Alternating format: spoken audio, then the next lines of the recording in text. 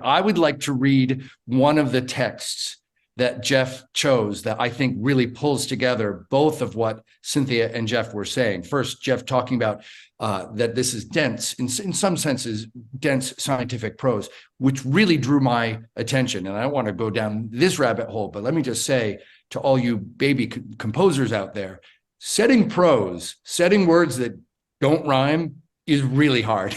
And this was how I first thought, oh, this is a composer who knows what he's doing. Because what it means is you don't really get to repeat phrases very much. There's no, the rhythm doesn't set itself up perfectly. But Cynthia, these words will resonate so much with you. The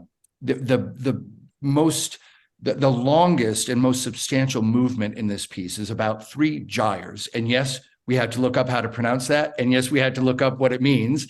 3 gyres, and a gyre is a vortex or a swirl.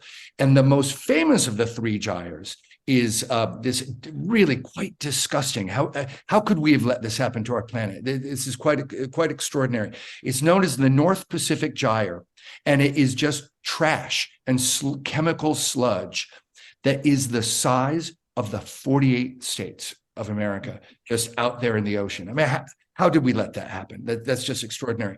But the one that I want to read about, the second gyre, is the pollution over our head. But Cynthia, this will resonate for you. A third gyre of long-lived chemicals cycles through our blood and is stored permanently in our fatty tissues. They're in our air, water, food, and toys. And as Jeff said, babies are born pre-polluted. The average body now contains more than 200 chemicals that are thought or known to cause cancer and cell mutations, and to disrupt the endocrine system. So I think for so many of us in Concora, we just hadn't really come across a fact like that, which is a fact, Cynthia, that you deal with on a daily basis in your organization. And I'm so sorry to hear that in your own neighborhood growing up had happened. And we need to reckon with these things. People like me, I'm a native Vermonter. I love nature. I love the world. And yes, I believe in global warming, and I make some donations here and there. But until facing these texts that we are singing, you think, well, wait a minute, we all have to do something. We are so in deep in this. And what I love about this piece is that it doesn't take us off the hook. It says we are in deep. These things have happened. Our 4 parents have made this happen, but we have benefited from it as well. But then there's that turn that says hope is a verb with its sleeves rolled up.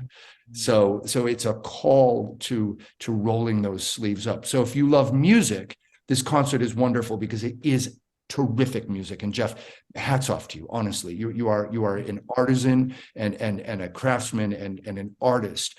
But to those of you who care about the environment, come join us. Even if you don't know much about choral music, hear these words. They're going to be up on screens so that you can follow the whole time and just get this new sense of action and bring along people who are curious about this. It's such an honor, really, but also a wake-up call for those of us who thought that we cared about the environment. And I think that means something different now.